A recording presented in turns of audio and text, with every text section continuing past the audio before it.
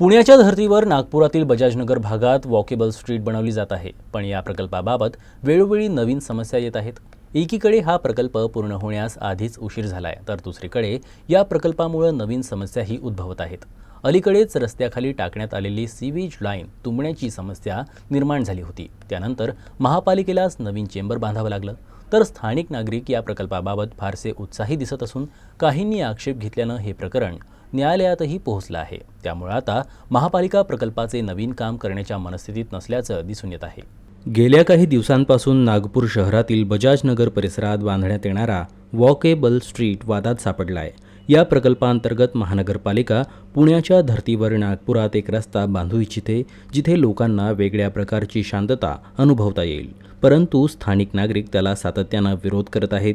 दुसरीकडे या प्रकल्पामुळे समस्या अधिक निर्माण होत आहेत आणि दिलासा कमी होताना दिसत आहे। अलीकडेच काचीपुरा चौक ते बजाजनगर चौक दरम्यान केंद्रीय कृषी विभाग वसाहतीला लागून असलेल्या भिंतीच्या बाजूने टाकण्यात आलेली वर्षानुवर्षे जुनी सांडपाणी लाईन विस्कळीत झाली होती, ज्यामुळे केवळ या वसाहतीतच नाही तर आजूबाजूच्या परिसरातही अडथळा निर्माण झाला होता। सांडपाणी लाईन खूप जुनी आहे आणि वॉकेबल स्ट्रीट प्रकल्पामुळे जमिनीच्या पृष्ठभागाची उंची वाढली होती, ज्यामुळे चेंबर्स देखील दबले गेले होते। काम सुरू असल्यानं बांधकाम साहित्य चेंबरमध्ये गेलं, ज्यामुळे लाईन जाम झाली, जी अलीकडेच साफ करण्यात आली।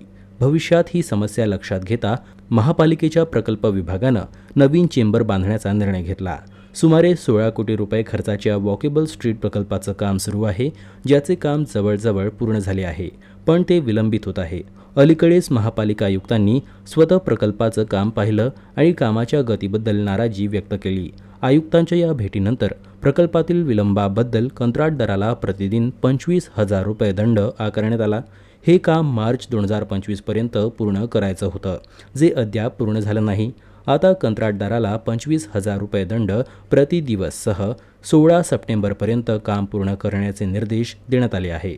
प्रकल्पातील विलंब आणि नागरिकांच्या विरोधामुळे नागपूर महानगरपालिकेनं हा प्रकल्प निर्धारित नियमानुसार पूर्ण न करण्याचा निर्णय घेतला। बजाजनगर ते VNITकडे जाणाऱ्या काही भागाचं काम पूर्ण होत आहे। दुसरीकडे नागरिकांनी या कामाच्या निषेधार्थ न्यायालयात धाव घेतली आहे। हे लक्षात घेता महानगरपालिका आता या भागात कोणतेही विकास काम न करण्याचा विचार करत आहे।